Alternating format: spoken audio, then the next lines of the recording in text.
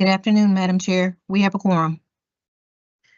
Thank you so much. Good afternoon, everyone. Thanks for joining today. We'll start with item 2, approval of the August 25th, 2025 meeting summary.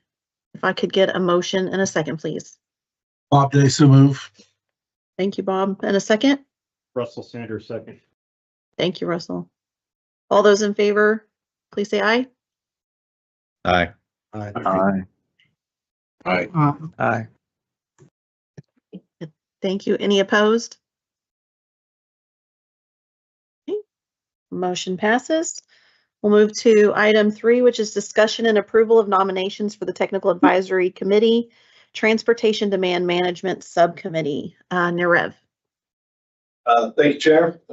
Just want to thank everybody who submitted their nominations to serve on the TDM subcommittee. As you can see here, there have been 7 names put forth from various agencies throughout the region.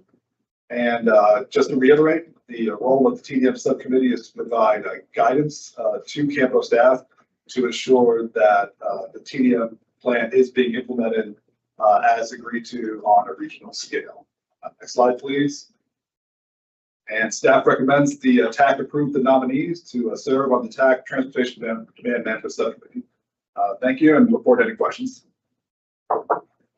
Thank you so much. Anyone have any questions?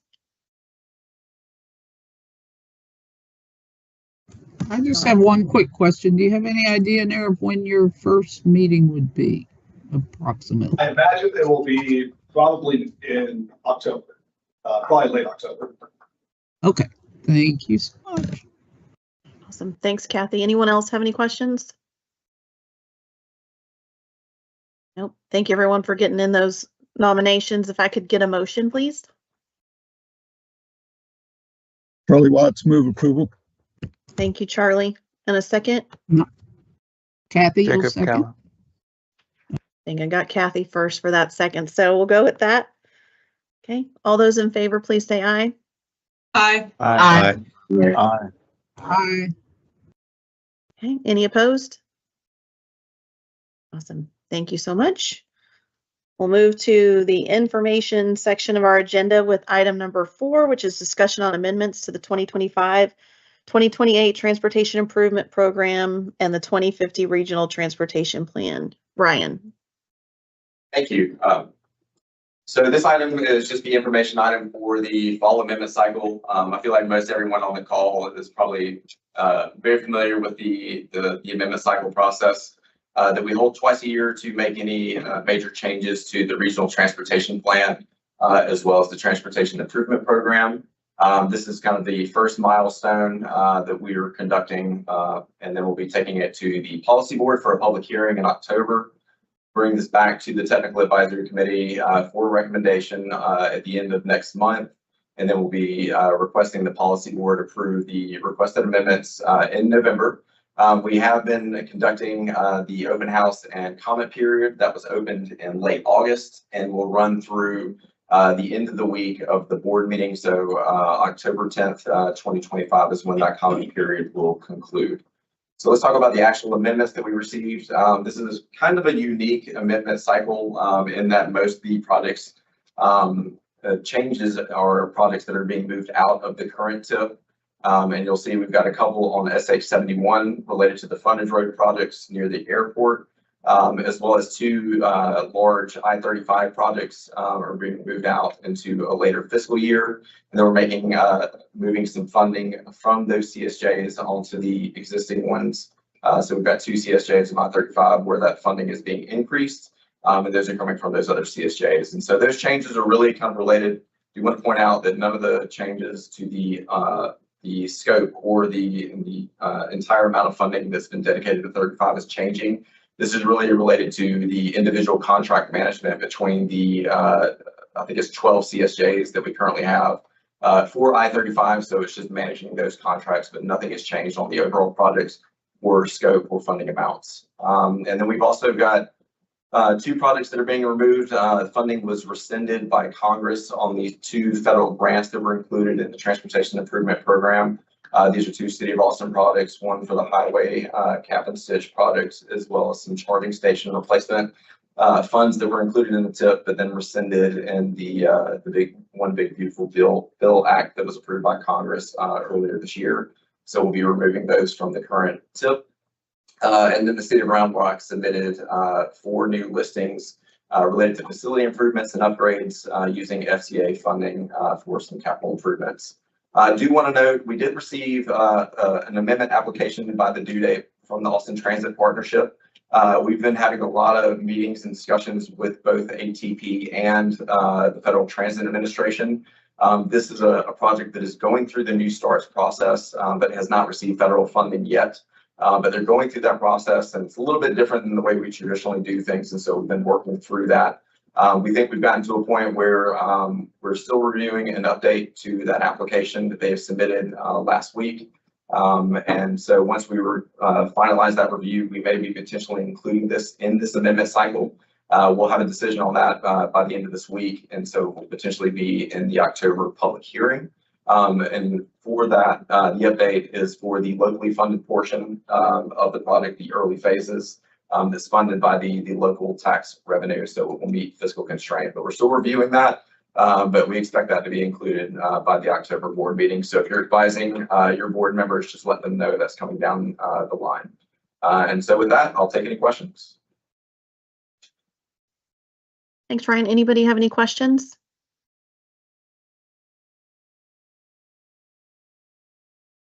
Oh, it's Kathy again. Just Ryan, there is also a project on FM 812 in Travis County, right? Oh, yes. They're having, I think they extended the limits by about a mile. So it's going to be a longer project. So you're correct. Okay, thank you. Yeah. So thanks for bringing that up. Okay. Any other questions? Okay, not seeing anyone. Thank you, Ryan, for that update. I think you're up next with the item 5, discussion on the 2028-2031 call for projects as well. Yeah, absolutely. Thank you. And this is a similar presentation to the one I gave to the policy board a couple of weeks ago, but we're about to kick off the next call for projects. And so I just want to review what that schedule looks like. I think we're all familiar with that process, but I'll briefly run through that again. And then we've also got some recommended changes from the scoring committee that I'll review as well. But again, this call for projects will include all 3 of the funding programs that the CAMPO has direct allocation authority over. And then the bulk of that will be surface transportation block grant funding, which is a very flexible source of funding that we can use on just about anything surface transportation related. We'll have some additional transportation alternative set aside funding, which will include the rollover from the previous project call. And then we'll also allocate carbon reduction program funding. This includes a very tiny amount of rollover from the current previous project call. And then we'll be including that amount as well. So again, the process, I think we're all familiar with it, but step 1 and 2 is where we check for eligibility.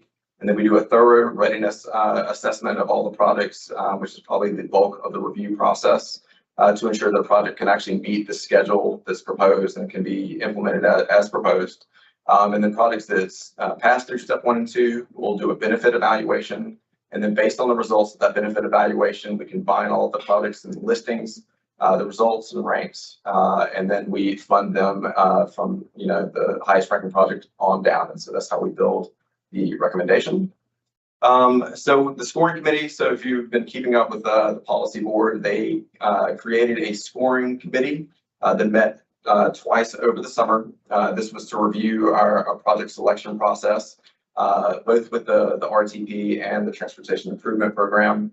And so after meeting, the scoring committee is recommending a minor change to the process related to the sponsor eligibility requirements for nonprofit organizations. This change would require that any nonprofit organization submittals and projects be co-sponsored by a state government agency, a regional transportation authority, local government, or transit agency. This change was recommended to ensure both readiness and support project implementation, and also ensure continuity of the project development beyond the requested phase.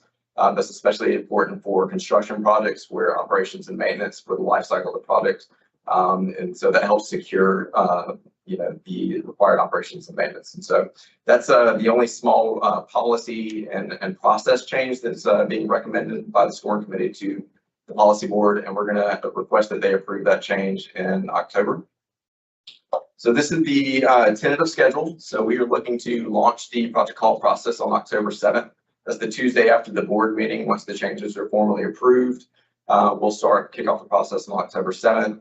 We'll go through the basically the same process we did for the previous project call, where we'll have 3 information sessions.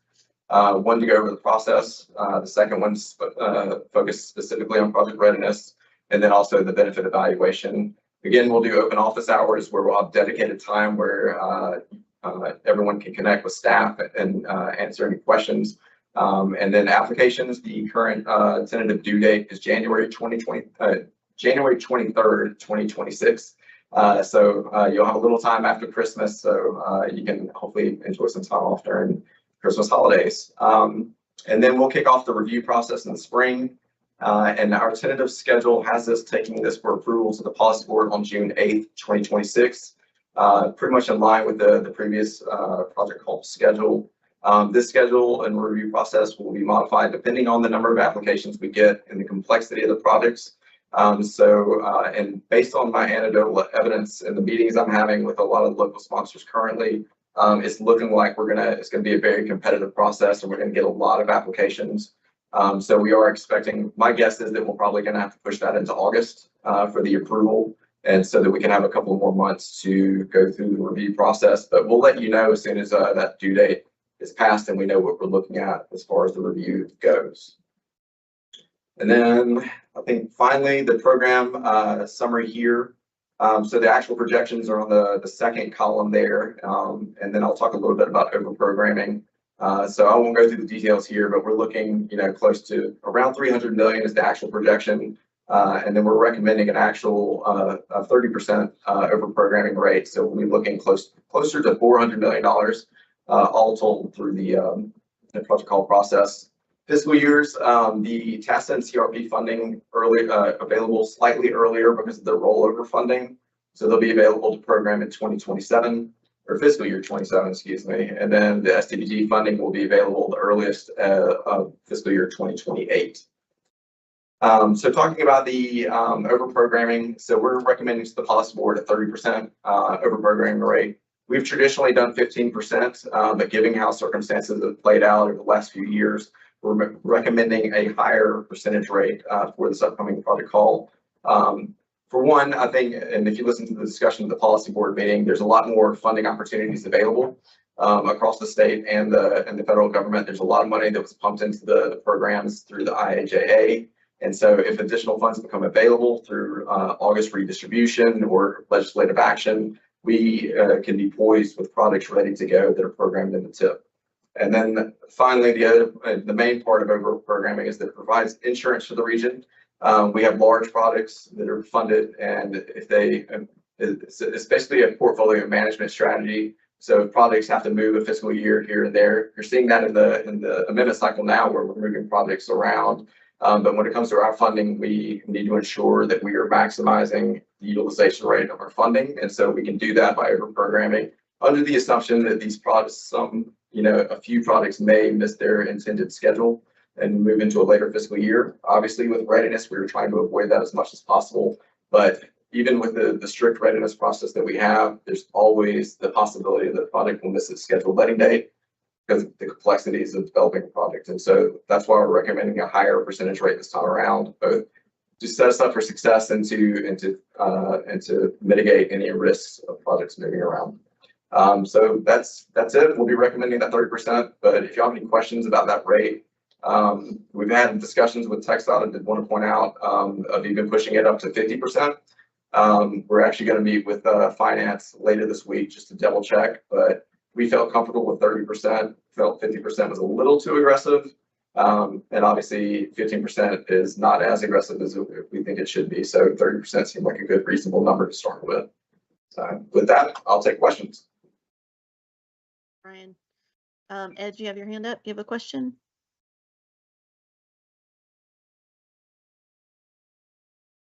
Oh, you're muted.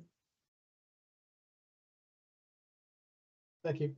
I was looking at the schedule and I was wondering, as you look to the situation where you said you might extend the policy approval date to sometime in August. If you would look at the what the application timeframe for the people who are putting in applications, but it's a little less than 4 months, but you're throwing in like 3 major holidays in that timeframe as well.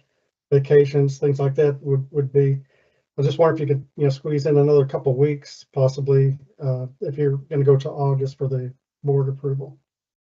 You're doing for Something the to due consider. date, the application due date, or the, Yeah, the application due date. Maybe if there's a way to squeeze a couple more weeks or extend a couple more weeks, particularly if we're going to go to possibly to August for the board approval. okay, yeah, we'll look at that and talk about that internally. I think, is that how everybody else is generally feeling? I think what's important, kind of 2 things. We want to give you all enough time to get through the process, obviously, but we need to be able to take the time to go through the review process as thorough as needed. So if we have a lot of complex projects, we need to absolutely take that time.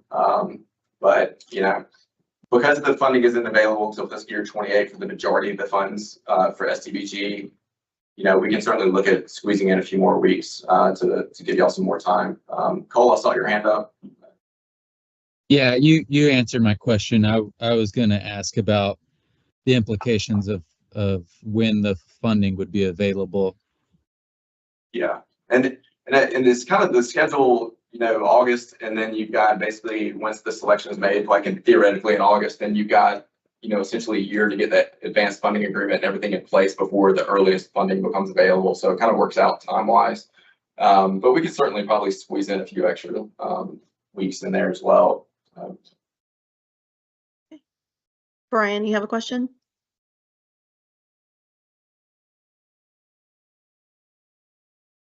You're muted if you had a question.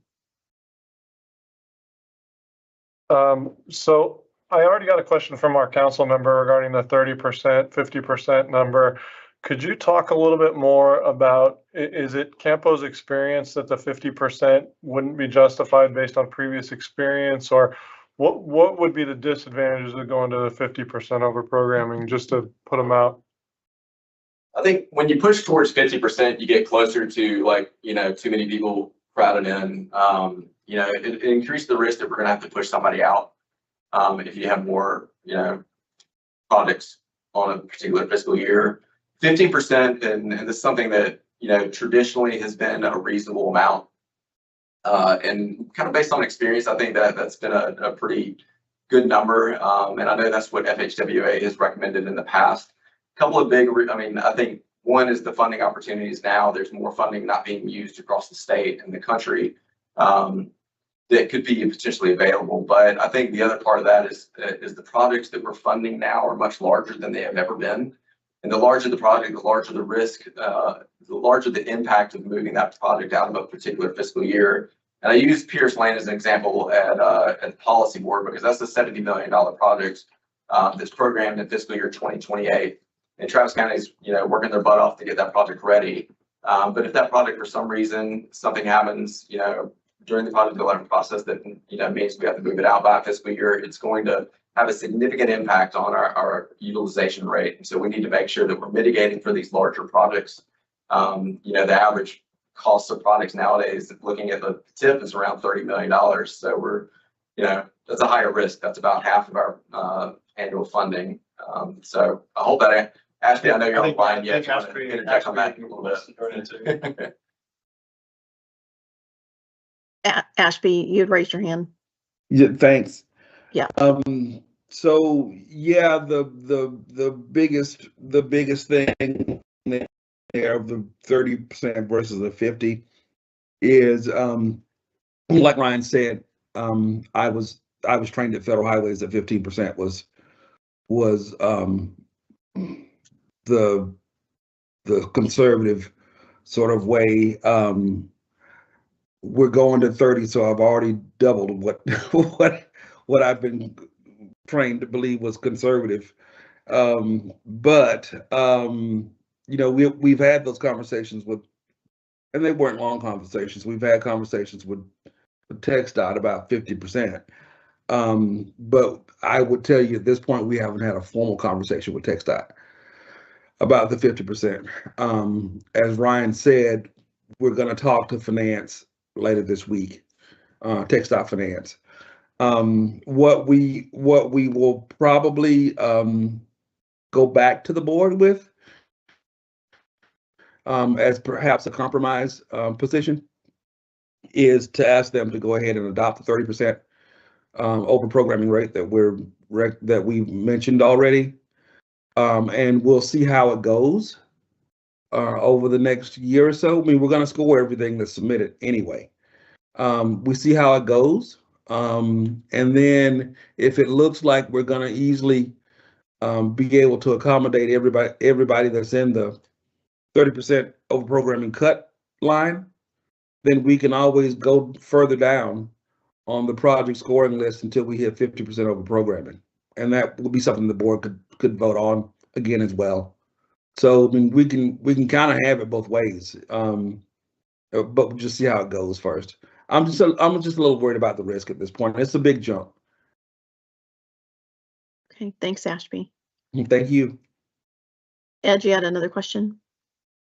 Yes, wondering, construction cost variability is a big concern. I think many people don't know what's going to be happening in the next 5 years, let alone the next year, on getting your cost estimates. And some, I can't remember if the application is still showing like a 4% increase per year, but may want to take a look at that, because I think, construction costs are going up much higher than that. And so that could jeopardize some of the projects as we get down towards the end and don't have enough dollars available for the project, which, many cases that project just is not done because have to wait for the next round of project applications. So I'm not sure, Ryan, can you maybe explain the inflation rate that is being recommended, or has some research been done with TxDOT, because they've run into that situation right now, from what I understand, having to delay a number of projects because all their costs are going up more than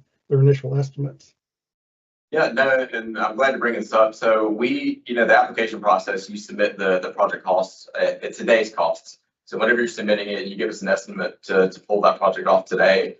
And then we look at that rate. I mean, in the last project call, we used 4% because that is what TxDOT has been using. And it's my understanding they're still using that. But that's another conversation we're going to have with finance. But that's why we do ask that you submit for today's cost when you submit your application. We'll do the inflation rate, make sure it's consistent across all the applications and recommendations. And we'll review that rate before we make that recommendation next year to see if it's changed from that 4%. And so that's definitely something we will continue to look at. But right now, at least for the application process, you don't need to worry about that. We'll adjust for you based on your schedule, based on your estimate in today's cost, though. So that's but we'll definitely keep an eye on that and keep you informed on what that rate would be. And then Ashby, looks like you want to add something on that.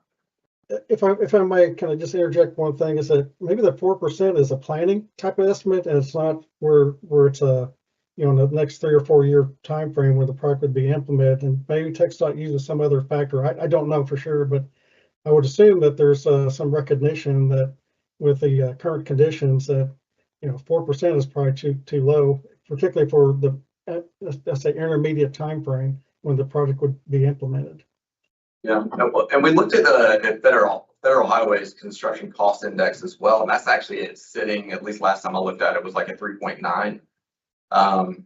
But yeah, we'll definitely do some more research on that. But Ashby, yeah. So yeah, Ed, I've personally asked federal TxDOT about the inflationary number at least twice in the last 2 years. They told me stay with the 4% both times. And I even brought up the highway cost index is higher than that. And they said, well, yeah, but we're looking at long term and we think we're seeing some prices come down. We think you're good at 4%. We're not going to change. We, TxDOT, are not going to change the 4% that we're looking at year over year. And then I'm on the TxDOT Revenue Forecasting Committee, and I brought it up again. That meeting was 2 weeks ago. They stuck again with the 4%. All I'll say is that it could put the bind on the local government. That's the thing. So Yeah, Yeah, I don't disagree, Ed. Yeah. All right, thank you. Appreciate the discussion. Thanks, Ashby. Will, you have a question? Yes, ma'am. Ryan, did I understand you correctly? Let's say, we anticipate $400 million overall with the 30% being thrown into there. Average project costing $30 million. Which simple math on that's about 14 projects. Am I following that logic correctly, or did I miss something? Yeah, I mean we won't know what we get until we, see what's submitted. I mean, that's just been the average of a traditional, added capacity roadway project. I mean, they're going to be all over the board. I think we'll have some planning studies. There are probably some smaller ones in there as well. But I mean, the typical roadway project is getting larger. So Sure. So that's kind of, I can get some harder numbers behind that, but this is just, reviewing the tip and seeing what's in there. I mean, we're, it's just, just kind of the nature of the business that everything's gotten larger. So, but yeah, we won't know, until we see what we get in, but, Yeah, thank you, Ryan. I wanted to make sure I was following that correctly, and of course, I'm representing a smaller county here on this committee, and as we consider, and particularly the other smaller counties in the MPO consider competing in this call, obviously that's extremely relevant, right? And trying to figure out the best way in which we could compete against some of the larger, probably more from a evaluation standpoint of necessity, some projects that are just higher profile than what would be in your Caldwell, Burnett, maybe perhaps Bastrop type world. So that was kind of the lens I was looking through as I was hearing some of those discussions. So thank you, Ryan. no, and that's a good point, but I do think that the process balances out the region pretty well, like through the variety of different projects, sizes, all of that should be relatively equal through the process. I mean, I think it's a pretty balanced process, and of course, with the cost benefit analysis, the more money you ask for, the more benefit you're going to have to show, for that return on investment. And that's really what it's kind of looking at. So it's pretty balanced. I think regardless of where you're sitting, you should be competitive. I think readiness will probably be the biggest factor. We saw that in the last call. Where that is really kind of the deciding factor is whether or not your products are actually ready. Even the over-programming, I think Ashby mentioned this, that we can only over-program if we have enough ready products to over-program. And so I would just urge everyone listening and who's going to submit to just make sure your projects are ready to go, because that is what we will spend the most of the review process doing. I think the benefit evaluation is very, very straightforward. I think the readiness process is the more intense piece of that. So that would just be my only recommendation as you're looking at what to submit. So. Yeah, that's very helpful. I appreciate it. I may give you a call if you don't mind over the next 30 days. Absolutely. I feel like I've got a call scheduled with a few people on the line already, but yeah, if you have any questions or want to set up a call to go over what you're thinking about submitting, please reach out. And then we'll do this open office hours as well. But I'm here to kind of, if you want to pick my brain on what I think your portfolio submittals will go through the process, we can definitely talk about that. Great. Thank you, sir. Thank you. Awesome. Thanks, Will. Bob, you have a question? I have a comment. Okay. Ashby and staff, I would really encourage you to pay heed to the earlier comments regarding the inflation. We're seeing numbers higher than that, higher than 4. And if you look at risk, if you choose a 5 or 6% inflation value and it comes in lower, then you can always add more projects and make people happy. If you have gone too low and the projects all come in at a higher cost, then you've got a problem. Just food for thought. Thank you, Bob. Good point. Thanks, Bob. Any Well, other questions? This is Will. But- This is Will. Yep. Just quickly, I'll double down on what Bob said and understand the state's professional, what they do and what they recommend, but nothing I'm seeing is coming in at that number either. Very consistent with kind of what Mr. Davis was saying. Awesome, thank you. Any other? Oh, Oh, Go ahead, sorry, Ashby. Emily. you're good. Yeah, we can, since that's a board policy change, we can take that back to them and start that conversation.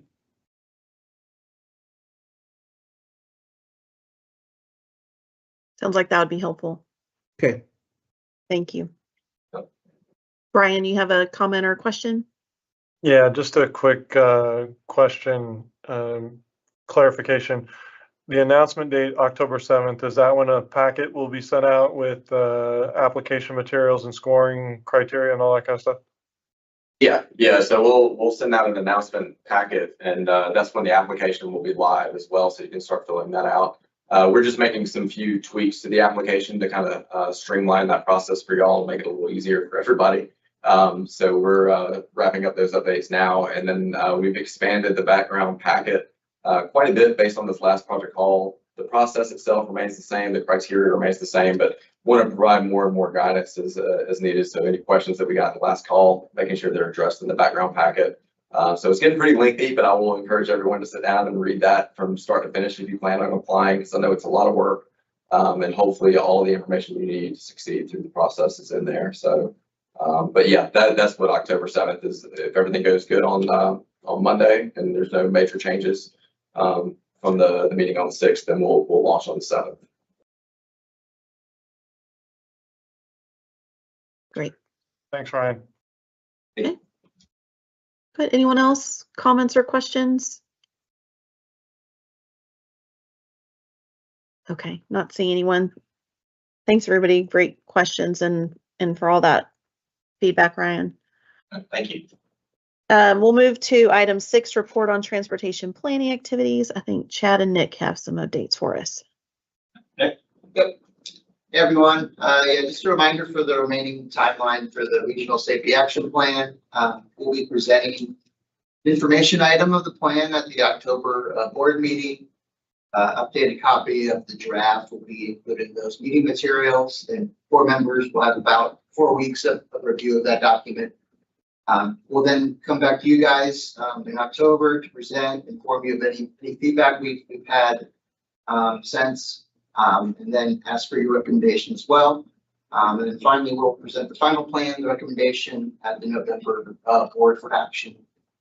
Thanks, everybody. Please feel free to follow up with me if you have any additional questions or comments. And thank you. Awesome.